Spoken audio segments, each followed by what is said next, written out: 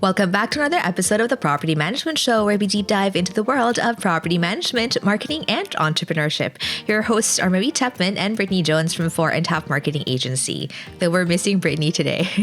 4.5 has been helping property managers get more owner leads through marketing since 2012. Whether you need help with your website, SEO, online reputation, pay-per-click advertising like Google Ads, etc., social media, video and blog content, you name it, we can help you. Visit our website 4andhalf.com to learn more. That's FOURANDHALF.com. Welcome back to the Property Management Show, where we deep dive into the world of property management, marketing, and entrepreneurship. Our guest today is Scott Duke from a company called OpnRoad. He's going to tell you all about it in a little bit, but welcome to the show, Scott. Yeah, nice to be here. Thanks for having me. Much appreciated. Yeah. And so can you give obviously it's your first time on our show. Can you give our audience a brief kind of overview of, your background? Yeah, no, I'm happy to tell you why I would be a good candidate to be interviewed here. Is I've had a property management company. I've had a couple, actually. So we built and ran a property management company in the town that I live in, which is in Canada, called Revelstoke. And for those of your listeners that are skiers, snowboarders, heli skiers, that kind of thing, they may have heard of the town because it's a popular place to come to do those activities. We bought, when we moved here, myself and my wife bought the property management company, and then we ran it for 7 years. And we sold it for 10 times what we bought it for. So it was kind of an interesting experiment. And then we sold it to a company of the United States out of Utah called Western Trust. So that's my property management company background. But I also did property management before that, even in Ontario, another province in Canada, on a much smaller scale, though. Mm-hmm. So lots of time in the seat, like with the people that are listening right now. I feel their pain, basically, I can say, because I know what it's like running a property management company from a team of 3 all the way up to a team of 25. So. Yeah. And so, you alluded to the fact that you had sold your property management company that you ran with your wife to like a US-based private equity firm, right? Yes. Some years ago. Can you share with our audience more about that journey, right? Because you build a property management company from basically nothing, and you invest blood, sweat, and tears, as many of our listeners can attest to. And, why sell it to a US-based private equity firm where they're foreign? What about the relationships you have, their owners and your residents, Yeah, I don't know. I mean, I'll give you the truth on this one, I suppose, right? So when we bought the company, it had, this is a cautionary tale for people as well. They had about 30 properties under management. Of those 30 properties, they had 6 properties that actually had proper contracts with the owners of the business. So when we went into diligence, it wasn't a sellable asset because the vast majority of the contracts they had weren't actually contracts. They're just handshake deals, right? So we ended up buying that business for essentially the website and a little bit of their brand, right? But you could say it was almost started from scratch because of those 6 clients that they had, I think we ended up taking 3 of those clients over. So it wasn't really like it was a massive acquisition at that time. And then just the journey, if you asked about the journey and how you kind of go along the road, your listeners have been along this road. Like it can be brutal, right? Like you start thinking you're going to look after people's properties. And then I don't know what time it was. It was maybe 4 or 5 years into owning the business that I realized, my goodness, this isn't a property management company. It's just a finance company is what I'm dealing with at the end of the day. And I should have a controller. I should have as these things scale, right? But when I realized that that's what it truly was, it's a cash in, cash out, and just making sure that the owners are getting paid. I'm covering their mortgage and making sure their mortgage is paid on time. It was a fundamental shift, and that kind of moved the company forward a fair bit after that. But I don't know. There's lots of stories along the road. There's no doubt about that. And the main triggering event for deciding to sell the company, I can tell you exactly when it was because the story is actually interesting, is in the community that we operated in, we did long-term management, we did short-term management, that is like Airbnb kind of style management that was really happening at the time that we were running the business. And we also managed low-income housing for our government here. Like we did everything, trailers, high-end homes, the whole gambit, which you kind of need to do depending on the size of your marketplace to actually grow a company to scale. And this was Christmas Christmas Day, it might have been 2016, I think, 2017 maybe, but in around that time. And I was underneath a trailer defrosting their pipes so the family could have water for the winter. Because again, I'm Canadian, and like you guys are in California, but it's like everything freezes up here in the winter, right? So I'm literally underneath a trailer defrosting their pipes so that they can, have water for Christmas Day. And at that moment, I'm like, I can't own this company anymore. Like, this doesn't make any sense for me, right? And the reason, like, why would you be doing that as an owner? Well, all your staff are off on that day, right? So you're kind of covering all the bases on Christmas Day. And I hadn't got the company to the spot yet where it wasn't dependent on me. So that's when I decided to sell it. But then there's a bit of a road and a journey towards making the company a sellable asset so that it can actually be acquired. And that was probably the next 3 years, was setting it up so that it could actually be acquired and kind of removing myself from the ownership chair, basically.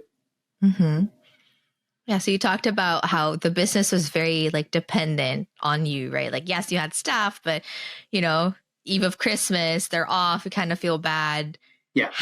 Taking them out of their family. So you yourself, under a trailer, defrosting a pipe. And so kind of like, now that you've come out on the other side of that, right? What do you think are the common pitfalls that lead a business to become so owner dependent, especially in property management? It's a really good question. It's just mindset, right? Like, I'll talk to owners in my current role, which I didn't really speak to yet, but my current role is we sell businesses, and I've been doing this for almost 10 years now.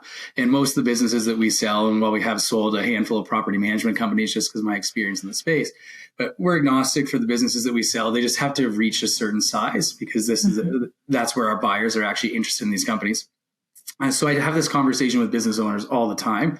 It's like, how do you actually remove yourself from that owner dependence, the owner seat, kind of being trapped within in your own business? You will be trapped in your business, and there's no two ways around it until the business kind of cracks through that $1 million, $2 million revenue mark, because there's not, and this might be sad for some people to hear, but there's just not enough cash within the business to pay to replace yourself. Because at the end of the day, that's the only way out. It's you buy your time. You buy your time, you buy your freedom. And this was hard for me to understand at a certain point in my life. But once I understood it, I'm like, okay, I get it. So my focus as a business owner and not a business operator needs to be on, how do I generate more free cash flow in the company on a monthly basis so that I can use that free cash flow to hire people to then buy back my time. A lot of people get hung up on the people that they hire not doing as good enough a job as them, the people that they hire not servicing their clients or building relationship with their clients as good as they could. And what I say to entrepreneurs is you just have to embrace that for a moment in time. And so it's not going to be forever. When you initially hire a team member on to do work, they are not going to be as good as you. There's a 0% chance they're going to be as good as you in the beginning, because on the day one, it's the first time they've likely done that job, unless you're hiring an experienced person who's done it for another company. But there's a high probability they've never done it before.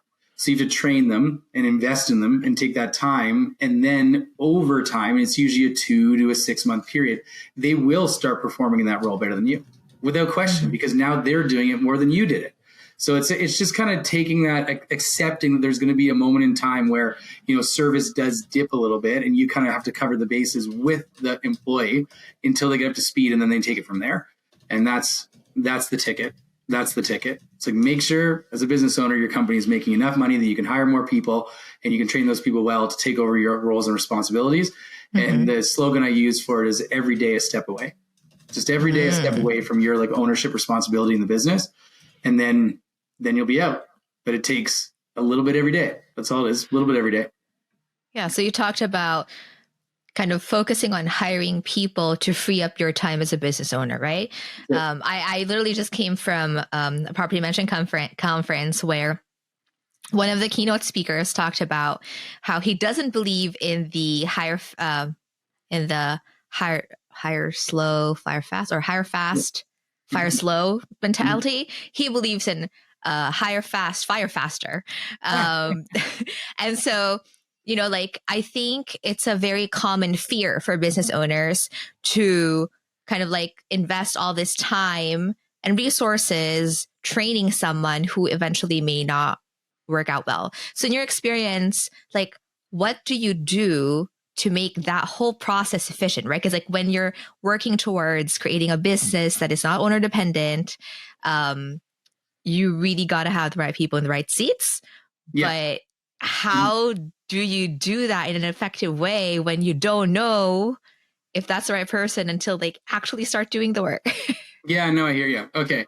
I'm going to be super granular with this stuff because it's just tactical. It's just skills and you kind of learn it over time, but I'll just give people our model so that they can adopt it or not. But this is how I do it now.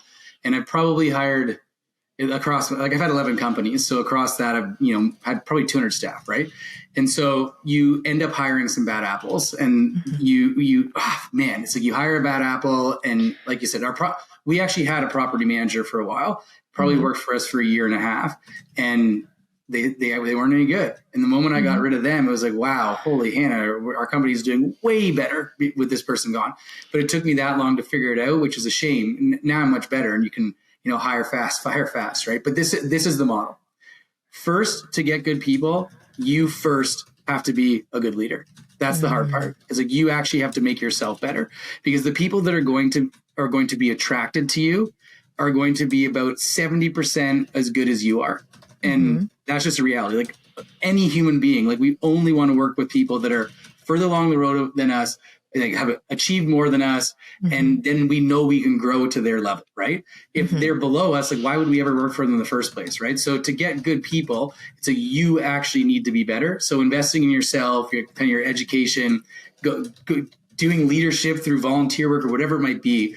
I did Toastmasters for years. Like I've done a whole handful of stuff just to personally grow, with the primary focus of and this is John C. Maxwell. He's like, your business can only grow as high as your leadership skill. It's like, that's it, right? So it's like focusing on yourself. You will get better people by nature that way. So that's kind of probably number one. So just be better yourself, then you'll get better people.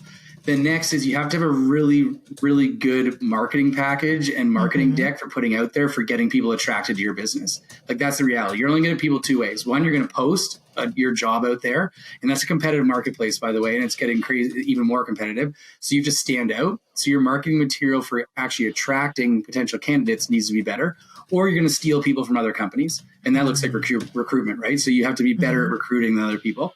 That's how you're going to get good people. Then to maintain and keep those good people, you need to have good onboarding processes in your business and good training processes in your business. And then you have to have a good culture in your company. And by the way, all this stuff is hard.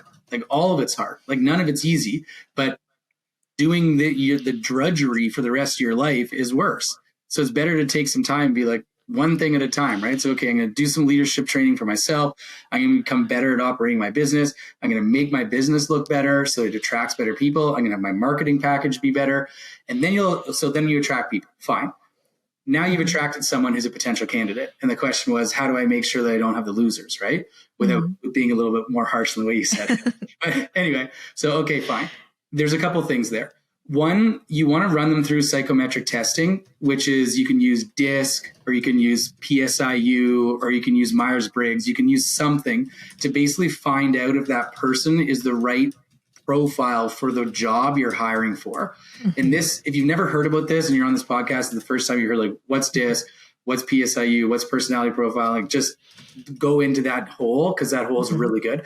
Like go and do one on yourself, and then you'll kind of understand, all right, there's systems out there that have been designed and proven that a person can do a test and you can figure out exactly what their personality traits are. Because the personality trait for someone doing your bookkeeping versus someone doing your actual showings and signing your lease work, these are all different personality traits. So you want to make sure you get the right people in the right seat. And I'll do these tests with people, and they're applying for a job that they won't even like, and they don't even know they won't like it because they don't know themselves yet. And a lot of people don't know themselves. Like I would say probably 80% of humans don't know who they are. So it's like you have to do the test to figure out and basically learn what they don't know. It's like you aren't going to be a fit for this role. So that's a big one. And the second one, to make sure that people you get the right people in the right seats. And we've just started implementing this in like the last year and a half, is actually getting them to do some work. It's like, just don't even hire them. Okay. Yeah. We intend to hire you, but for the next 2 weeks, we're just going to do some trial work. And we did this with, we were hiring a graphic designer for one of my companies. They had an interview. They went through a 3-stage interview process. They made it to me. I had an interview with them. Fine. They're going to be perfect for the role. I said, okay, great. before you start, before we all invest our time and money into this, and you want to make sure it's going to be a fit. So we're going to throw you a couple tasks. I'm going to pay you for those tasks, like at the regular wage. And so I threw some work to them and they're like, I don't really want to do the work. I'm like, perfect. Then I don't want to hire you, So it's like, just test someone a little bit before you actually do the official hire. And then you'll know, right? So have them work for you for a tiny little bit. Yeah. So kind of a probationary period before 100%. The formal hiring process. That's right. Yeah, absolutely. So those are all the things you need to do. And I've kind of learned along the road. And like I said, it's a little bit of work. But when you get the A players, oh, man, that's when your life changes, right? Because an A player can do, I think it's like 10 times as much work as a C player. And it's like double the work as a B player. So you literally, one employee can do the work of, 10 employees that are kind of mediocre, right? So it's all about finding those A-team players, and then away you go. Yeah. That's awesome. Yeah. And so, you've mentioned that, you've had like 11 companies, and right now you're working on kind of helping other businesses kind of like sell, and it's industry agnostic. Yep. So I'm curious to hear about any lessons you've learned doing that for many kinds of businesses that, you feel like property management company owners should know, but probably they don't know about, like M&A in general, or preparing their business for M&A. Yeah, for sure. And like I said, we've done a lot of work with property management companies. The last one we sold now was maybe 8 months ago, something like that. And the biggest thing for property management is you are selling contracts. That's all you're selling at the end of the day. You're selling future cash flow streams that are coming through contractual agreements. So if your contracts are not in good shape, you do not have a sellable company. And everyone listening is going to go, no, my handshake deals are fine. They've been doing business with me for like 30 years. And you can trust that. And the buyer can trust that. It's like, the buyer does not trust that. And the buyer does not care that your contracts are sloppy. The last one that we sold, the owner had been running the business for 35 years. I asked them, I said, what, if you were to grade yourself on the quality of your contracts, what would you give yourself? And this is before we ever dug into anything from a diligence perspective. And the owner said, I'd give myself a 90%. I said, okay, 90% is good. Like, that's certainly a nice passing grade. And so then we dig in diligence. They had, it was around 300 something odd units. Of those 300 units, 275 units had bad contracts. They were outdated. They weren't actually signed by the clients. They weren't in alignment with what they're currently charging the owner. Like, it was a hot mess, right? So that delayed the sale of that business, which we had a buyer for at the time. It delayed the sale of the business by about 4 months, while all the contracts had to be set up, re-signed, and kind of brought up to speed and into order. If anybody's out there, if you're, and heaven forbid, because we've run across this with a couple of property management companies too, that they have contracts that just lapse. And it's like, okay, they've expired, but they're still doing business. Fix that. If you have contracts that are month to month, fix that. Like, you have to think of the term and the length of your contract that you have with those clients. That's the value of your business. Sure, there's other value, like your staff are great, and you've got a good relationship and a good reputation in the marketplace and all the rest of that stuff. Fine, but here's a tip actually. You can't sell to someone who's smaller than you. Like, or it's certainly a way to kind of erode value and not maximize your value at the time of sale. So you're going to be selling to someone who's strategic and is bigger than you. That's the best way to sell your business. And the way to think about this is like a small fish trying to, like, a big fish swallowing a small fish, fine, it's easy. Small fish trying to go and gobble up the big fish is like near impossible, right? So you want the big fish to eat you, but the big fish is more sophisticated, more organized, like their business is better than yours in every way. And that's hard to acknowledge and accept. But if you think about your company in 10 years from now, will it be better or will it be worse? Like, hopefully it'll be bigger and be better. And so the one that's bigger than you right now is better because they've done that journey, right? So when they're looking at your company and they see that you haven't got your ducks in a row, that's just annoying for them, right? It means that you aren't at their level or close to their level. So they just will pass you by, and it'll be picked up by someone else that can't pay as much and, isn't as good, and won't be as good for your staff, won't be as good for your team, won't be as good for your customers. So that's one of the things that I see all the time with property management companies. The other thing is that you'll see the owner dependence issue when they're a little bit smaller, and that you kind of want to get free yourself of. Yeah. And so I was curious to know, when it comes to mergers and acquisitions, right? You talked about how the ideal scenario is a bigger, more sophisticated, much better company is going to be taking over your smaller, not as maybe mature or sophisticated company. And then you also mentioned before that the sale of a property management business is essentially the sale of the management contracts. Where does the team fit into that equation and the valuation, right? Because I keep hearing there's so much mergers and acquisitions happening in the property management space. And a lot of times the valuation sits with the management agreements. Like, you have a multiplier for the contracts, but then like, what about the people? The people are the ones making the company work. They're the ones with the relationship with the owners and the residents. So like, are they just completely to the side? No, not at all. No. People are buying, they're buying brand. They're buying your presence in the marketplace. They're buying the contracts. They're buying the units. They're buying the future cash flow stream is what they're buying. But they're definitely buying team. And like, here's the real world, right? It's like, oh, I care. I love my people. Blah, blah, blah. The buyer cares about your people as good as they are good. Like, they care about the good people that are in your business.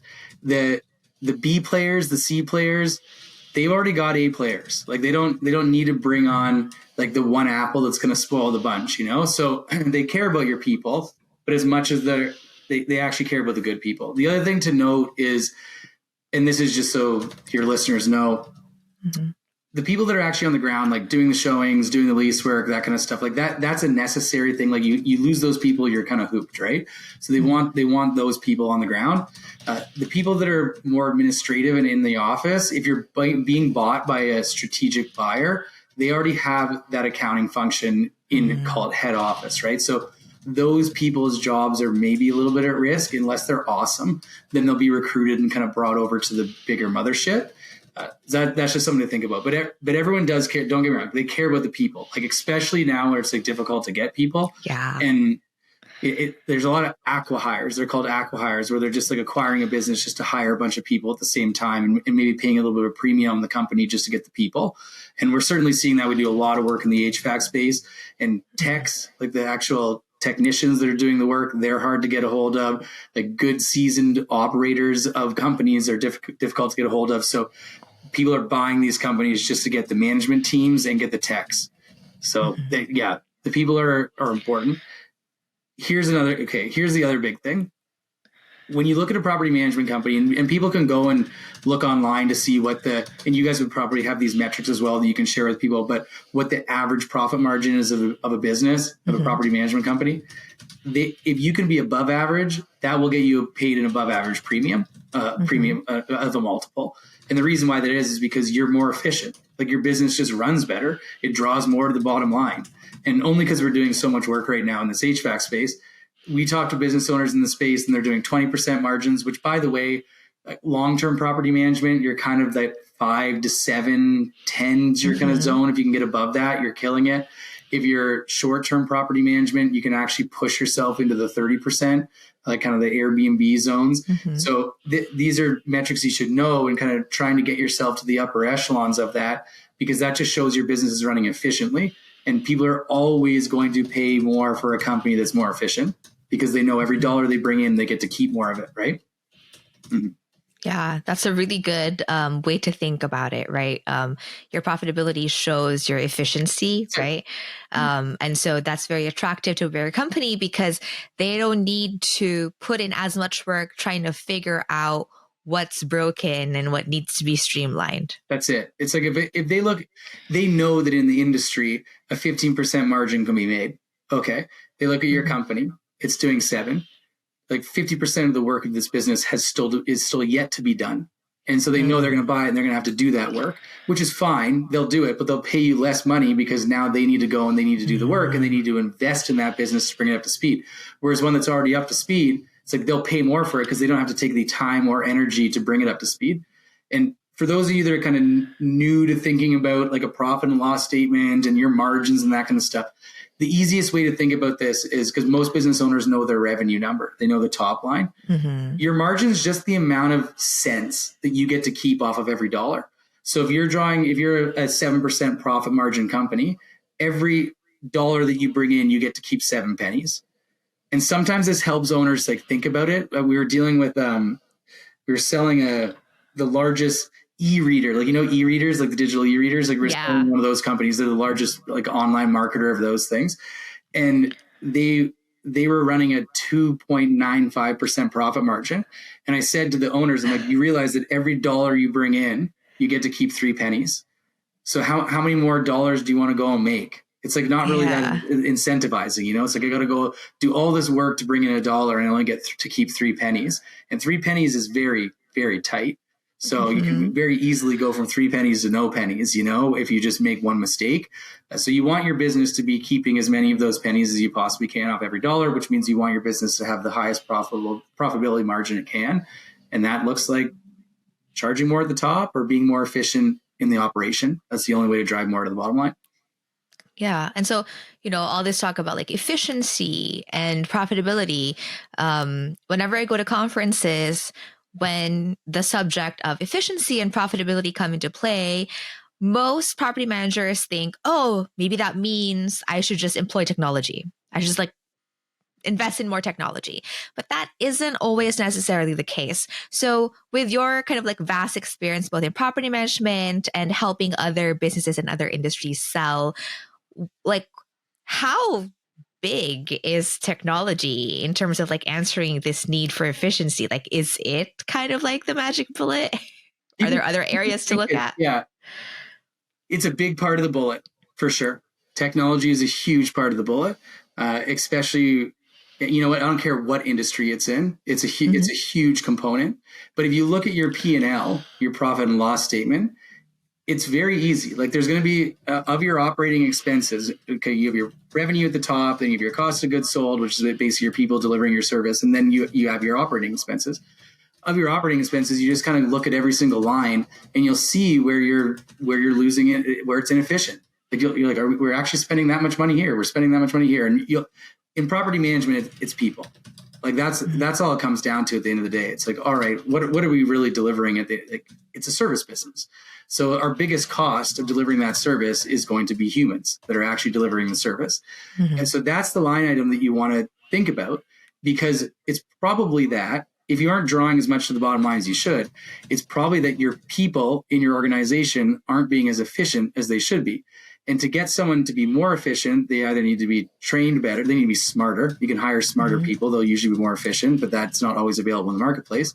So it's giving them the tools and the technology to be more efficient. So a big thing that we did in our property management company at one point was just put everything on an iPad so they could go there and they could like take the pictures of the rental units and take the notes, and it's just all digitized, and then boom, it's all in the same spot, and it just makes things a heck of a lot easier, digitizing all the lease work and all the rest of this stuff and having it all centralized in one unit, in one piece of software. So I would say that yes, it's the software is the bullet for sure, but it's only the bullet because it can leverage your people within your company. That's what it is. So if I can take like this M&A firm, we would probably need about 20 people to run the amount of business through it that we're running through it now. And we're running with 9 people. And the reason why we can run with 9 people is because our tech stack is probably arguably better than anybody else in the industry. But that's, I have a computer engineering background. And so the tech stack's important to me. So I'm like, this is how we are become more efficient and drive more profit to the bottom line. So that's something for people to think about. But really, it's like, why are you implementing the tech? Because tech alone, if it's not adopted and if it's not the right technology, is actually worse, because you're just spending all this money on tech that's not really doing anything for you. So it has to be the right. And there's tons of software in the property management space, like more than honestly too much, because it become confusing. But that's something people should be thinking about.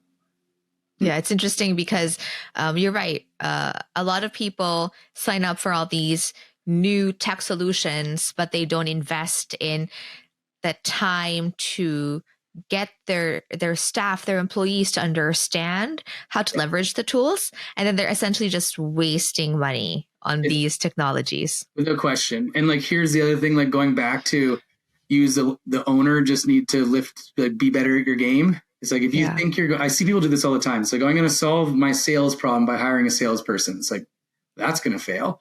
It's like, I'm going to solve my technology problem by like delegating this to someone in my team that's going to like find the right tech. It's like, that's a fail. It's like everything until your company has a managerial layer beneath it and like has, 5 people in management positions that are running their own departments, which most of the businesses we're talking to right now are not there yet, because that only represents like 2 to 3% of the marketplace in general. Mm-hmm. Everything comes from you as the owner. So you have to completely embrace the new technology, and you have to understand it probably better than anyone else in your organization, which is a bit of a bummer in the beginning because it's a learning curve and a steep learning curve that we as owners have to go on ourselves. But that's the only way you're going to get adoption into the software. It's like using Slack to communicate with your team. No, it's like, all right, that's probably a problem. So it's like, you got to go learn that and then get them to start using it. Right. So it's annoying. Like being an owner is annoying because you have to carry the heaviest load, but then it's one point you won't. And then it's nice. I just had this thought because I feel like sometimes when business owners kind of decide to sell, they're like, I want to sell my business. I think it's tempting to just like mentally kind of like check out, like, oh, I'm going to sell it anyway. So I'll just have like my ops person figure out the software and then teach the people. But it's like, based on our conversation, it seems like it should be the other way around. If you decide to sell your company and you want to maximize the value in that sale, you have to put double the amount of work to make sure that the path towards selling is like clear and, like well planned and thought out so that you get the maximum payout. That's it. But the other thing is, most people I talk to, they don't want to do the work. And that's totally okay. And the beautiful thing for everybody that's listening here, your company as a property management company is sellable. Most industries, like you could take it to market, it will sell. Like I said, clean up your contracts, make sure your financials are in order, like basics, and you're good to go. Like you're fine, because there's so much demand in the industry for property management companies. Other industries, that's not the case for them. Like you're a hair salon, you're a taco stand, like you're not guaranteed to sell. Property management companies guaranteed to sell. So then the question is, am I the owner that wants to maximize the value and do work? Or am I the owner that wants to just get it done and not do any more work and take what I can get? And both is fine. Like that's the thing. Like I'm not pitching, oh, you got to go and do all this work to like maximize your value. No, you don't have to. Like as a property management company, you'll still sell. If you want to maximize the value, man, it's worth doing it. It's worth doing it because it depends on your timeline. Like if you have a year to exit, don't worry about it. Like I wouldn't even do all that much work. And I'm speaking only to property management company owners, because a lot of people, you got to do the work period just to pass the threshold of sellability. But property management, there's enough tailwind in the industry, you're good to go. So yeah, for those that don't want to do the work, don't do it. You're selling in a year, don't worry about it. Just go and sell. If you have 5 years, or if you're a younger entrepreneur and you have 10, you might as well do the work, because it's going to take you 2 years really to implement the work. And then you're going to benefit from that work that's been implemented for the next 7 years of your career. You're benefiting in 2 ways. One, you're making more money along the road. And 2, you actually have more free time, which is really at the end of the day what we want anyway. We want money and time, but more time, I think, personally. So you might as well do it, because you're going to benefit now and you're going to benefit later. So that's probably the 2 different entrepreneurs that we're speaking to. Yeah, good point about the timeline, right? Because everyone has their own reason as to why they want to sell. And the longer your runway, the more you can do to maximize it. That's it. Yeah. And yeah, 5 years, if you have 5 years or even 3, like you're in a good spot. Yeah. People knock on my door and like, hey, we want to sell this year. I'm like, all right, then here's your valuation. And this is probably what you're going to get. There's not too much you can move the dial, right? But if you have 3 years, you can massively move the dial. And depending on the size of your business, like if you're $1 million company, you can move the dial by 200,000. If you're a $5 million company, you can move the dial by probably $1.5 million, sometimes $2 million. If you're a $10 million company, you can probably move the dial by $5 million. Like that's the amount that you can move the dial by doing some work. But you just need to know what to do. Mm-hmm. And so, speaking of like exit strategies, right, and acknowledging that there are different reasons that a property management company owner may want to sell, do you have any insights about pros and cons of selling to maybe like a larger property management versus like a private equity firm? Because like these two very different entities kind of like look at businesses different way. And, like, do you have any insights? Because you have experience in both. Yeah, for sure. So yeah, I have this little guide that I'm happy to share with you, and like anyone that they care, they can get it. But it's a sellability guide, and it kind of breaks down the size ranges of businesses, because first it's like, you don't have the option of just selling to a PE firm, and you really like a large strategic, you may not have the option to sell to them either until you like cross a certain threshold. So the thresholds look like this. And it looks like earnings thresholds, right? I'll talk to earnings, and it's in our industry, it's called EBITDA, which some of your listeners will be aware of, but really just think of it as earnings. So $250,000 in earnings, if you hit that threshold, you're selling to kind of an individual owner operator, maybe a smaller player in the marketplace.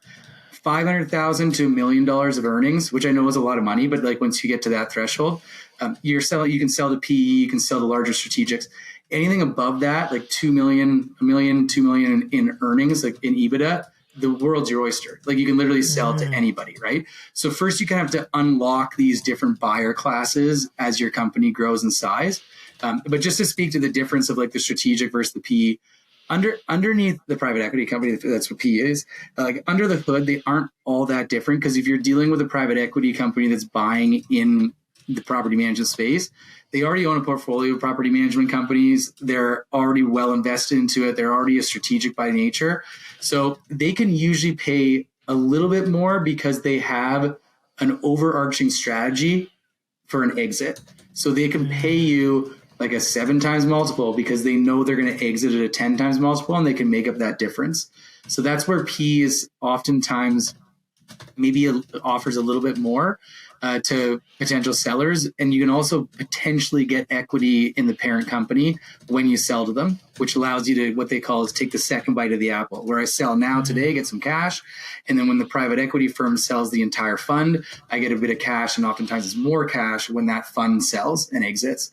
The strategic buyer, they're there for the long haul. They aren't looking to flip. They aren't looking to sell later. They're looking to buy and hold. And so they're likely going to be paying cash and some kind of terms on your acquisition.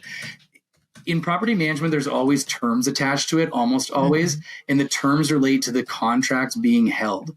So it's called an earnout, where you'll get a percentage of cash depending on how many of your contracts stay. That's almost always the case with property management. So just kind of know that. It's like you're going to put 70% of cash at close, and the other 30% is going to be contingent on your clients staying. And that's just kind of the nature. Kind of like a clawback clause, right? Yeah. And if they don't, then they'll, you just won't get paid as much in that second kind of payment. But also you can do the flip, or I did the flip when I sold my business. I'm like, okay, fine. But if I add more to your business, then I get paid on the more, right? And then what happens is you sell your business, you're not really doing all that much. People already trust you in the marketplace. You're really good at selling the service. And then I went and sold out a whole bunch of units and then pushed it back into their system, and then they had to pay me on those. So it's like you can structure the deal however you want, but just know that you likely aren't getting all cash at close in most terms. I'm really curious about that last anecdote you shared, because I actually haven't heard that before, where you kind of flip the conversation, which is like, okay, sure, we have a clawback. If you lose some of the contracts, I get paid less. But if I add more to what we initially agreed upon, I get more. How did you structure that? I got paid royalties on those units. Yeah. So like, does that mean owners who like added more properties? They didn't exist. So these were like, when you're the funny thing is, like, when you're in the marketplace, like, you know your market so well, you actually know, and I'm saying you because I'm talking to the listener, but like, you know your market better than anybody, and you know what units are available for you to go and capture. The challenge is that you probably haven't had time to go and do that because you've been spending your time running your business, right? Now, the person who acquires your company, what do they want? They want more units. That's all they want. They want growth, right? They're going to be tied up with kind of transitioning the business over to their models or whatever, and just kind of getting a grounding. And you're not going to be that busy anymore because they're running your company now and you aren't. So it frees you up to go out and hustle if you want. Now, that's not going to be for everybody. Some people just want to go retire, right? But I was still in my 30s. Like, I was happy to go hustle. I can't remember how old I was when I sold that company, but 36 or something like that. So I was happy to go out and grind. Oh, that's interesting. Really great. Piece of golden nugget in there. Yeah. And so, to our audience members who maybe have more questions about the insights you shared today, maybe they need help kind of just figuring out if selling is the right move for them. Can you give them some kind of parting tips or parting advice? Yeah, for sure. I mean, these are the big pieces. We already talked about them. You want to kind of remove that owner dependence piece. So depending on where you're at in your journey, that just look at the next hire. Like, who's the next hire? It always starts with an administrator. Then it's going to be someone to do controlling in your company and bookkeeping. But it's the next hire to remove yourself as much as humanly possible. That's kind of focus one. Focus two is, how can I systematize my business from a tech stack perspective? So organize it in a way. The smart play on this, if you haven't done it already, haven't implemented new technology in your business, is look to who is in your marketplace that's 5 to 10 times bigger than you. Call them, figure out what software they're using, because those are the people who are going to acquire you. If you're using the same software when they go to acquire you, you will get paid almost a one-time extra multiple, because they know it's so easy to roll your business into their business because you're using the same tech stack. So that's like another little kind of sneaky nugget there if you haven't already implemented software. But you want to do that, have that piece implemented. And I don't know, property management, that's all you're really dealing with. It's like those two pieces, and then making sure your contracts are up to date. And, you've got a good team, and those team members are on contracts and employment contracts and standard stuff that you would do to make sure you're running a good business. But yeah, that'll free you. That'll get you out of there. And then, yeah, people are happy to, and this is probably the moment where I can tell people if they want to connect with us, but yes, they can connect. If you go to if you just type in OpnRoad mergers and acquisitions, and it doesn't have an E in it, like on my shirt, like all the tech companies, they remove exactly. Yeah, and we would have an E in it if that was available, but it was gone when I went to register it, right? So otherwise I would have it. But yeah, it's OPN Road, or you can type in Scott Duke into Google, and I'll be kind of the first up there probably. And that'll find you and connect you to us. But I'm happy all day long to talk to business owners, regardless of who they are. We have a national network that's all through North America. And then we also have a little bit of business that runs in Australia too. So depending on where people are listening, but I'm happy all the time to talk to business owners and run free valuations for them, or help them set their business up to be most sellable at no cost. I just meet with them for an hour and kind of run a model through their business through a model to show them exactly what they need to do. Because that's what I wish someone could have done for me, on company 1, 2, 3, 4, and 5 before I learned it myself. Well, now you get to help people benefit from what you learned from your mistakes, from your selling your own companies. And so thank you so much for sharing all those wonderful insights with us and our audience today, Scott. Yeah, no, Mary, thanks for having me on.